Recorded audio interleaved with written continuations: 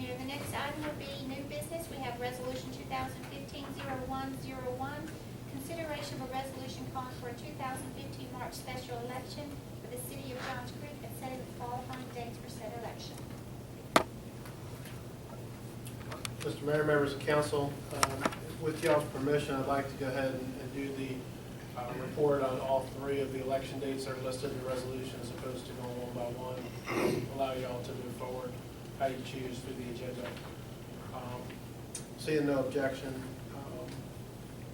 at the December 15th City Council work session, the council had requested that staff present alternatives for consideration, and they limited it to three. One is the March 2015 election date for a special election to fill both post 2 and post 5 of the council, which currently sit vacant. The June election dates or the November election dates in 2015. In Georgia, the municipal governments are limited to 4 election dates in odd years and 4 election dates in even years. So you're down to 3 of those 4 dates for consideration, skipping the September one given the timelines associated with that. So the analysis in your packet includes analysis on those 3 dates.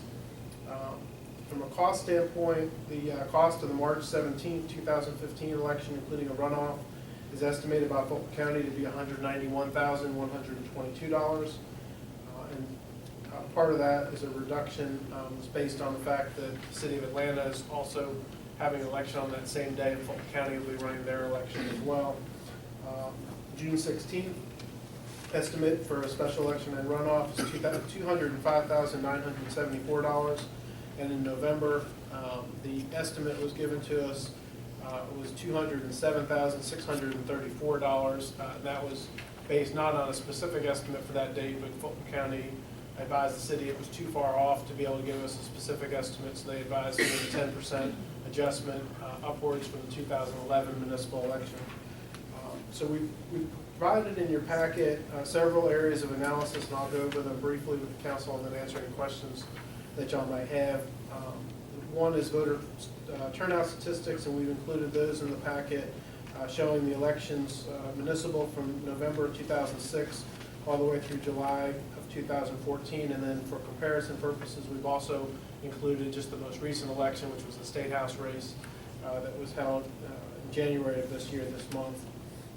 And the data generally shows that you're going to have more votes cast during the November regular election than in a special election, and that's held generally true through the course of Johns Creek's history.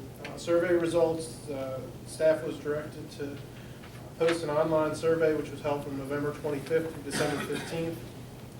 And the basic question that was asked, not verbatim, was whether or not the city should hold a special election in March for a cost of approximately $205,000, or wait until November to hold that special elections in conjunction with the general election.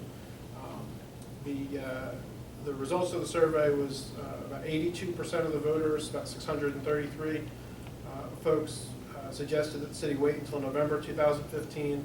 14% or 110 folks suggested that the city go ahead and fill the vacant seats in March of 2015. As a caveat to that, we did post as part of the fact pattern, the estimate that we knew at the time was about 205 for that election. As I said before, City of Atlanta is now holding a referendum, and that estimate is down to 191. The other issues that we've dealt with in the memorandum is voter fatigue, and we talked about 5 elections that have been held from May 2014 through February of 2015 with the runoff election that is now scheduled. And just generally, voter fatigue is defined as the apathy the electorate can experience when they're required to vote too often, and that's just an issue that the council should take under consideration. Representation gap is another factor to take into consideration. With the 2 posts being vacant, if the election is held in March, you have about a 149-day gap between the time that the last post was resigned, the first post was resigned, and the serve date in April after the runoff. If a runoff does occur, then the estimate for, we're using 2-sided paper here. For June runoff would be about 240 days, and in November would be about 380 days. Some of the other areas that we looked at was the cost of the candidates for running when you have 2 elections as opposed to 1. That you'd have to basically repeat the entire election process, and that could cost upwards of $30,000 to $50,000 to run an election in Johns Creek based on some historic data. Obviously, it ranges significantly in how much folks raise for those elections, but those are either a cost to the candidate or the folks that they're asking to donate money. The veto power of the mayor, to point out another consideration, city charter provides the mayor with the power to veto, which can only be overridden with a vote of 5 members of the council. From a logical standpoint, if the mayor vetoes an issue, it would take 4 votes of council plus the mayor to be able to override that veto during that period when 2 seats are vacant. And that is a balance of power issue for y'all's consideration. We did look into a couple of issues to try to reduce the cost of the election, none of which could be implemented as quickly as March, but may be used for further analysis going forward. One is a reduction in the number of polling places. The law does regulate both precincts and polling places, and the intent of that law is to make sure that you don't have voter suppression by making it inconvenient to vote. So in historical practice, we've had on average of about 20 precincts and 20 polling places within the city. City council cannot control the number of precincts, and that's basically based on the division of the number of voters. So you can have about up to 2,000 voters per precinct is the maximum. And we have about 40,000 registered voters, which fluctuates time. You can, however, change the rules related to polling places, but there are also some limitations on that to make sure that you don't have a situation where you've got too few polling places and too many voters, and it takes too long to vote, therefore becoming a voter suppression issue. So we're going to look at that a little more carefully, make some recommendations for future elections. And then we will also be studying a little more carefully in the future privatizing or the city of Johns Creek conducting elections as opposed to outsourcing that like we do now to Fulton County. In the short term, there isn't time to be able to come up with another option for a March election. For a November call for the election, there is possibility to do something differently. There are a lot of costs and benefits to look at. We do feel that the city is not currently prepared to hold an election based on the training requirements and then also some of the liability issues associated with it, in addition to the equipment that you would need and the lead time to be able to put a infrastructure together to be able to hold a municipal election. So it's an issue that we will study further as we go forward. Options as the city council has in the resolutions that you have on your agendas to call for a March special election to fill posts 2 and 5, special election in June to fill posts 2 and 5, or a special election in November to fill the unexpired terms for posts 2 and 5. Staff does not have a recommendation on this matter, and that's not an issue that we were just not brave enough to make a recommendation on a contentious issue. Really, from a precedent and policy standpoint, staff will make recommendations on issues where we feel like there is a significant consequence to the city if one action or another isn't taken.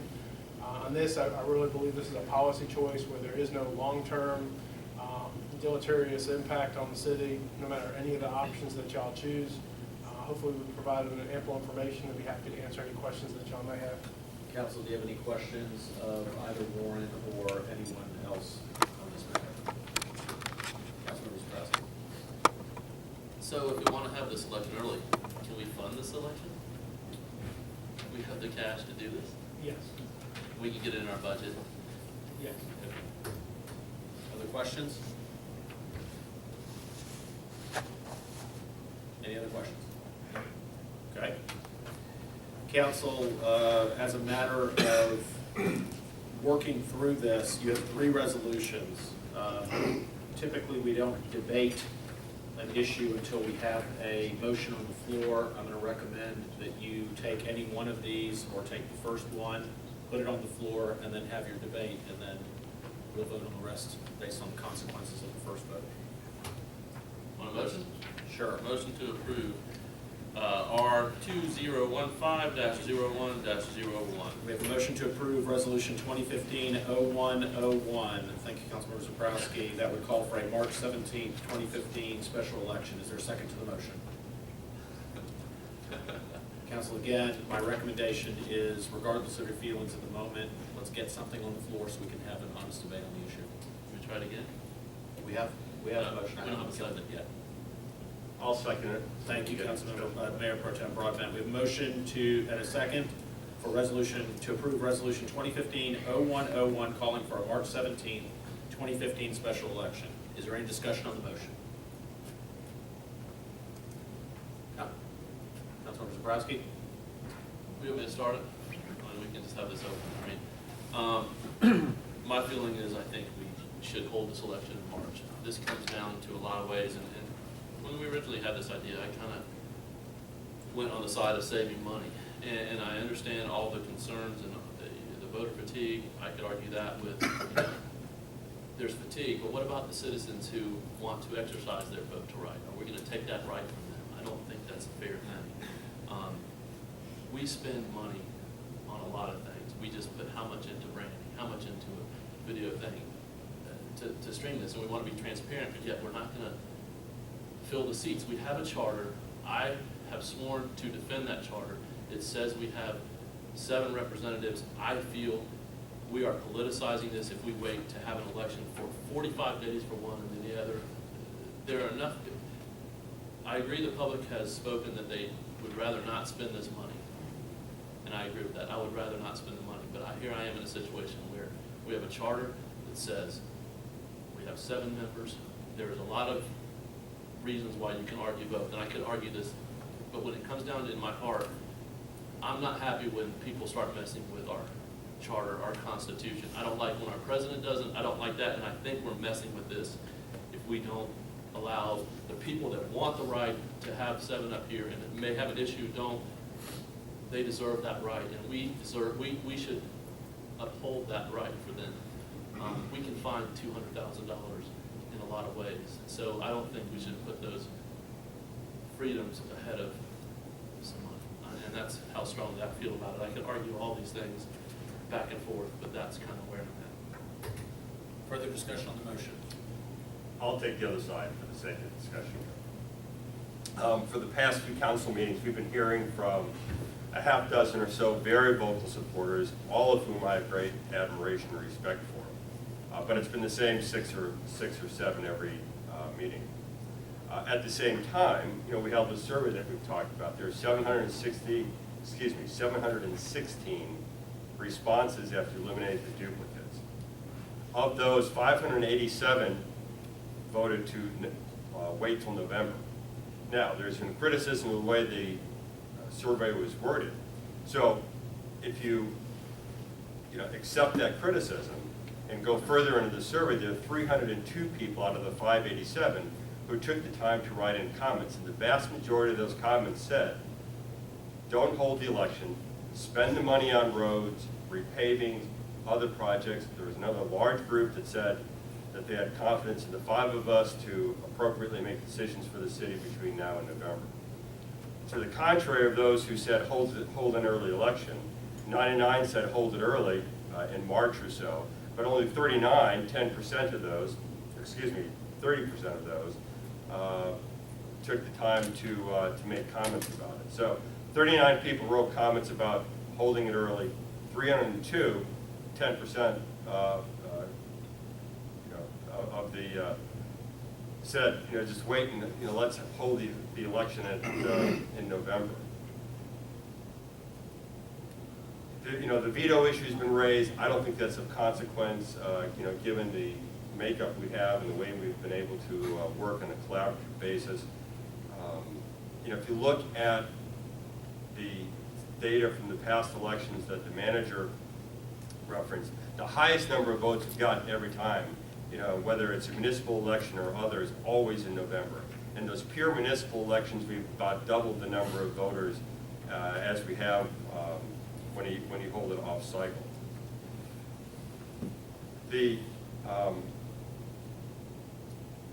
I'm really concerned about giving people who might want to run sufficient time to get prepared for an election. It was raised in public comments about the cost of the election. And we can't really do much about the cost of the election. It's You know, it's a free market. People can spend what they want to spend on it as long as they appropriately disclose what they're spending on. We can't control that. But it is an expensive proposition here in the city of Johns Creek and has been for a long time. I'd like to give people who want to get invested in the city, want to run for city council, more time than less time to prepare for that election. And that's one of the many reasons why I'm supporting a November election. Voter fatigue is an issue. It's a reality. 2,500 people voted last week. And that's not going to get any better if we hold it in March and have a runoff in April. It's probably not going to be any better if we hold it in June with a runoff in July. Our best chance for getting more voters engaged is out in November. And then, of course, you run the chance that if we hold the March or June election for post 2, they potentially would have to run again in November if they were challenged in the fall. So, you know, there are a lot of reasons. You know, I understand the emotion and the conviction of those who want to hold it in March, and I respect that. But I also understand the 302 people that took the time to write comments and the 587 who just simply voted no to wait and spend the money on something else. And it's those people who I'm standing up here tonight and supporting a November election to fill the 2 seats. Further discussion? Councilman McCray. Mr. Mayor, I have, this is obviously an incredibly important decision for the city, and this council has given it significant consideration. We've had very strong debate offline and in work session, and I feel good about where I think we will end up. I've been very sympathetic to the notion of having the special election sooner rather than later, but as I've thought about the charter, I don't believe it calls for us to necessarily have it in any particular time. In fact, it doesn't.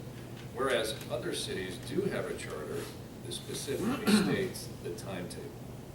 So with that in mind, given the absence of a specific time period by which the special election must be called, we're left making a judgment about what is in the best interests of the city. And as I think about that, I have to weigh a number of factors, including the cost. And given the cost that a special election will incur, I've got to look for a compelling reason to have the election in a certain time or another. And there's 3 questions or 3 criteria that I've been using to think this through. The first is the quality of the election, and there's a few questions in there.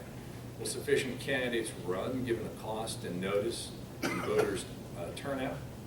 How much will the cost be to the city and candidates, as Mr. Broadbent outlined? And the second is the nature of the decisions that this council is going to be asked to make and the quality of the representation you have on council. And then the third is governance. Are there sufficient checks and balances between what are the legislative and executive functions on the council?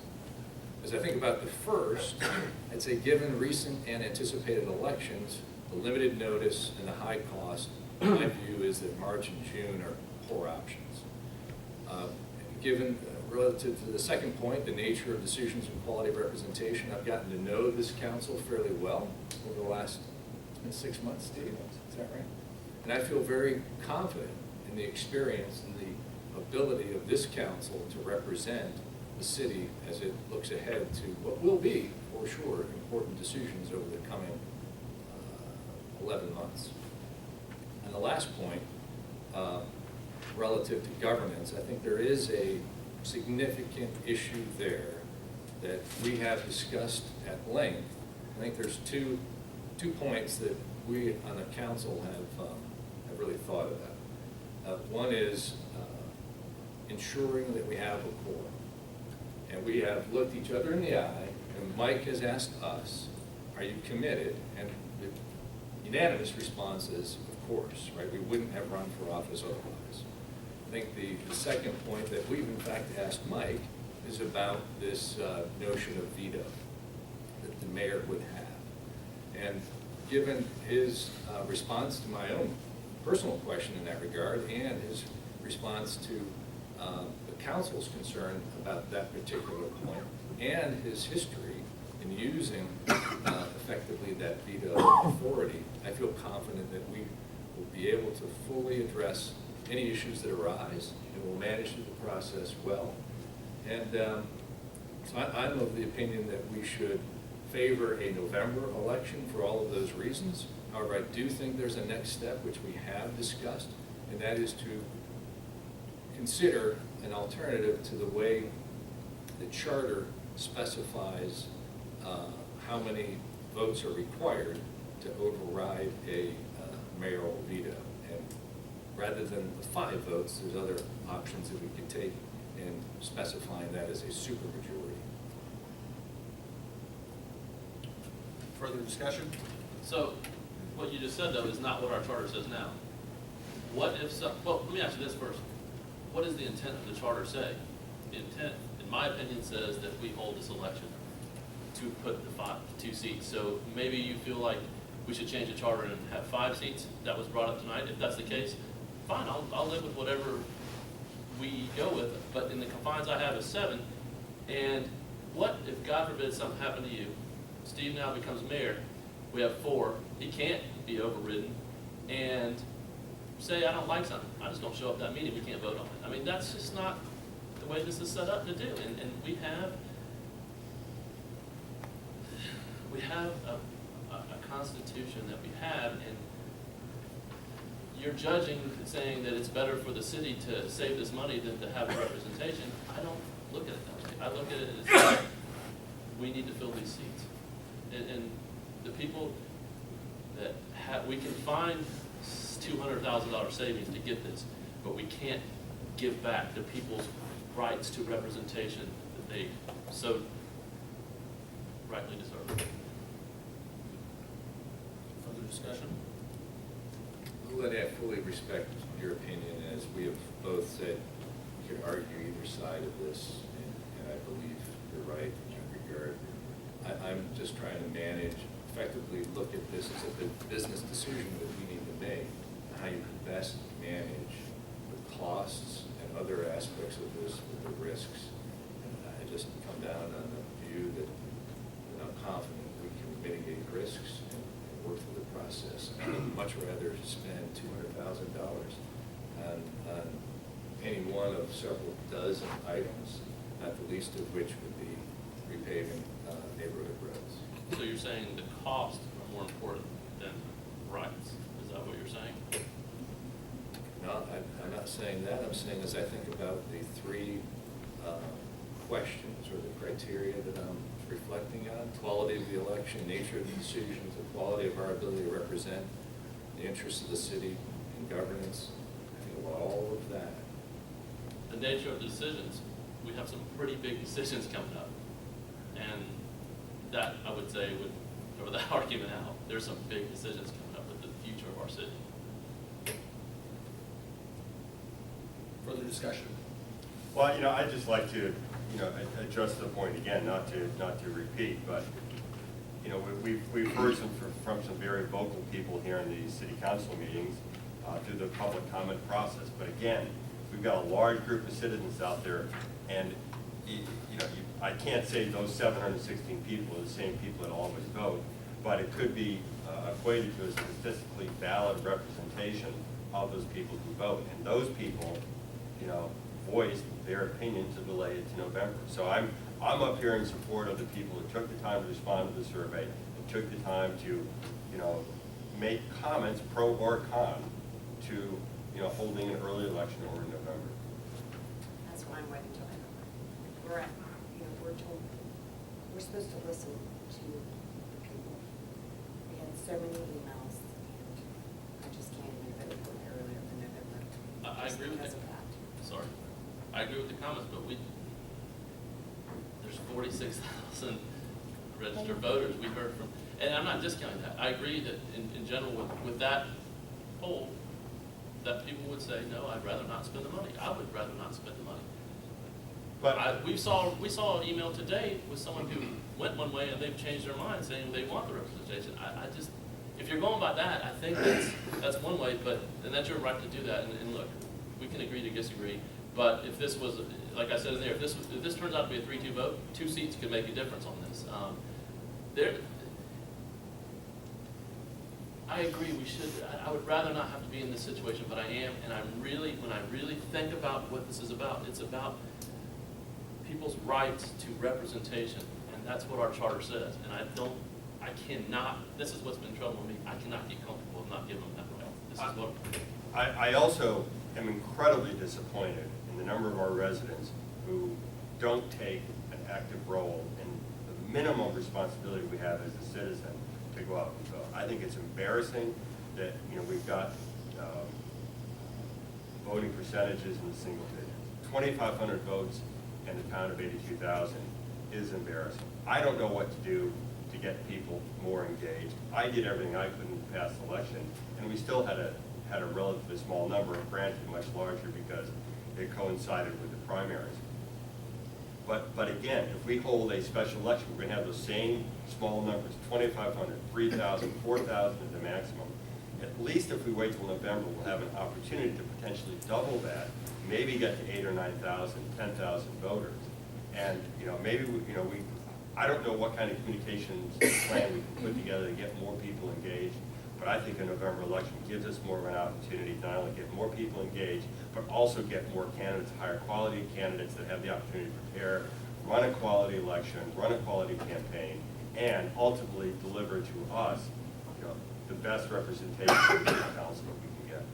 So, but we're going to have an election in November regardless. I mean, so we're going to have those numbers. You guys chose to run with a year left on your term. There's people out there who would love probably the opportunity to run with that. I think you have a leg up if you win that election, so it may not even be that much more cost. I've made my point. And I think you've made it well, Lenny. I mean, I don't think that regardless of the outcome of the vote, first of all, I want to thank the council for a respectful debate. I also want to thank the council for a debate, which I'm going to weigh in on in a minute. There is no right or wrong answer. I disagree with the statement. There's an answer to this. There are answers that go along that align with opinions. There is a history, if I just go by the history of the city council in the past, and that doesn't mean that the council was right or wrong in the past, but they have been consistent in that the 2 opportunities that they had when this situation came up, they delayed the election, and you can look in the minutes, the statement was always about cost. So that's the history. In fact, in 2010, when we did it, Alpharetta had the exact same situation come up at almost the same time for a different set of circumstances. Then Councilmember David Belle-Isle resigned to run in a 3-way race for state senate, which he subsequently lost. He later would run and be elected to mayor. At that time, their charter was even more specific than ours. Not only did their charter have the same language we had, their charter went on to say that they shall call for the election within 90 days. It didn't say they shall hold the election. It said they shall call for the election. And despite that additional language, they waited, skipped 2 elections, and went to November. That was the exact same time that Liz Hausman, then Councilmember Hausman, resigned to run for Fulton County Commission. So as it relates to intent, I mean, that requires that we know the minds of those who wrote the charter. And as close as I feel like I was to the authors of our charter, I still can't tell you what their intent was. I think if their intent was very clear, they would have made it very clear. I think in those things like the millage, they were very specific. And in fact, when I questioned them after the fact, they said that they were absolutely intentional in the way that they did certain things. So I'm not going to say they weren't intentional, and I'm not that it wasn't their intent. I'm not going to say it was their intent. At the end of the day, I have to rely on a couple of things. One, do I think this city council can effectively operate, whether it be between now and March, or April, between now and June or July, or between now and November or December? And I asked each of you whether you were committed to make that happen, because no matter what our decision is tonight, we still have to deal with it for some period of time. And you gave a commitment that that would be the case. Are there risks? Absolutely. I think there's risk with everything that we do. As it relates to the veto, I will specifically state it here now. The intent, I know this, of the way I use the veto is as an absolute backstop to protect this city should a council make a decision that I am later advised, later being before the next meeting, by our attorneys and our staff, that there is some hugely detrimental impact on the city should I allow that decision to continue forward. And in those instances, I would absolutely veto that action every time. And I would hope that regardless of whether we're a full complement or not, that veto would not get overridden. That said, in 8 years, I have thought about vetoing 3 actions. And I can state them exactly. One that never occurred. I threatened a veto of the council because I didn't think that it was appropriate for us to be treated as employees and be given benefits in our very first council meeting, when a couple of council members suggested that they wanted to institute full benefits, including retirement, to council members. And I said, do it, and I will veto it immediately after our first meeting. That was the first time I contemplated a veto. I contemplated a veto a second time on a matter that I felt like the council would actually be breaking the law. If they did it, they didn't do it, I didn't have to worry about it. The third time I actually did veto, and that was when the council took the action to waive attorney-client privilege. I had a number of attorneys, something in the neighborhood of 16, prior to me seeking actual counsel from then outside attorney Carruthers, where he also said that they should not have waived attorney-client privilege because of other impacts that it would have on the city. I then vetoed it. I gave all the reasons in my veto message, and they overrode that veto.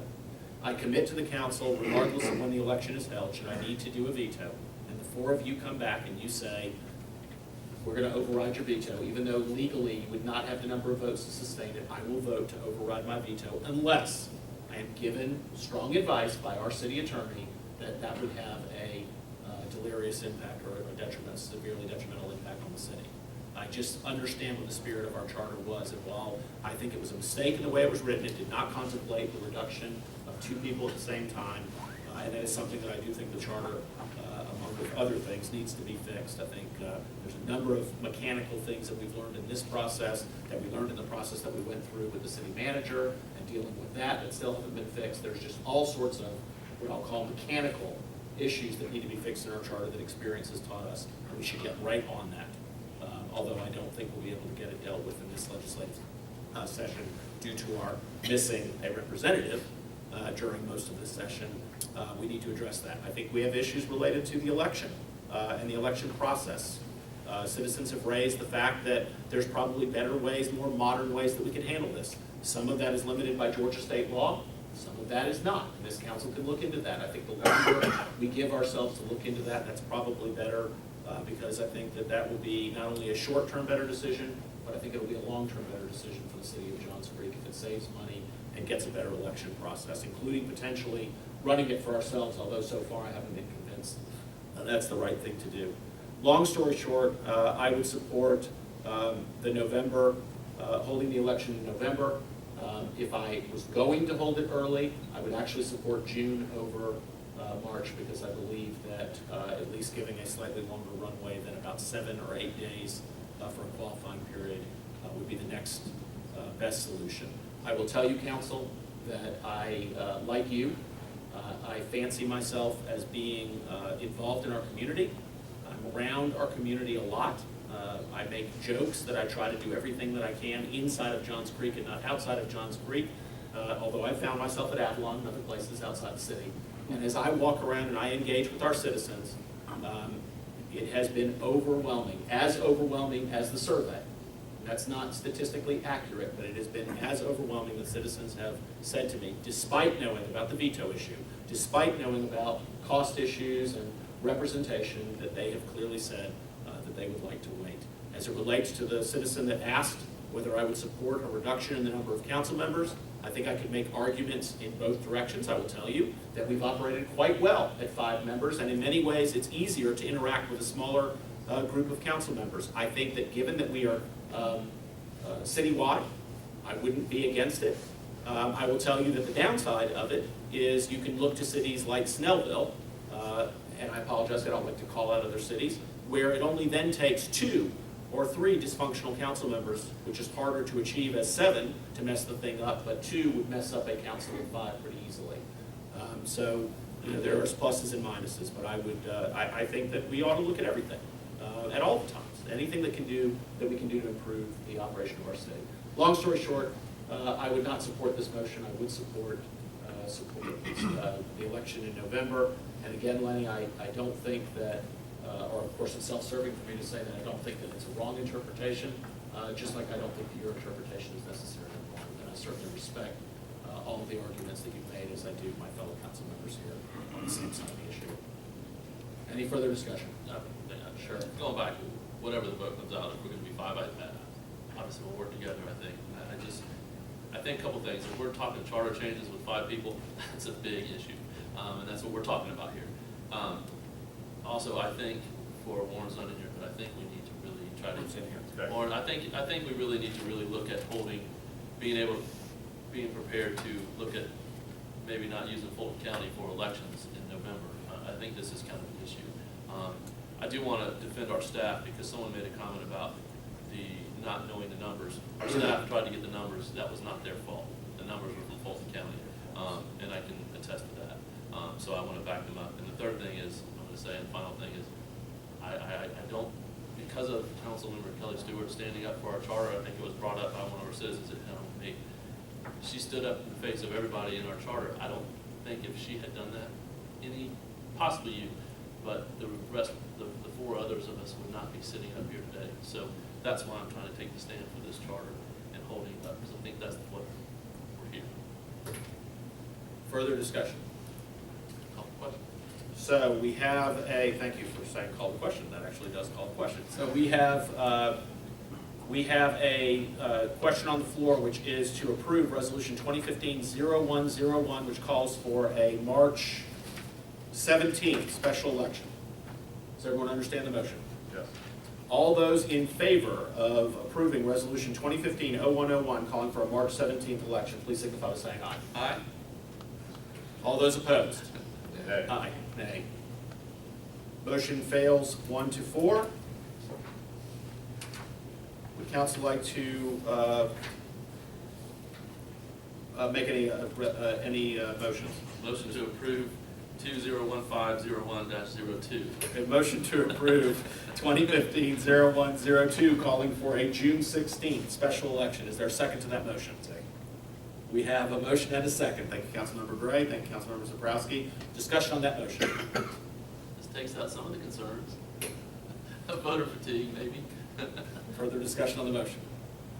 Seeing none, all who are in favor of approving Resolution 2015-0102, calling for a June 16th special election, signify by saying aye. Aye. Any opposed? Nay.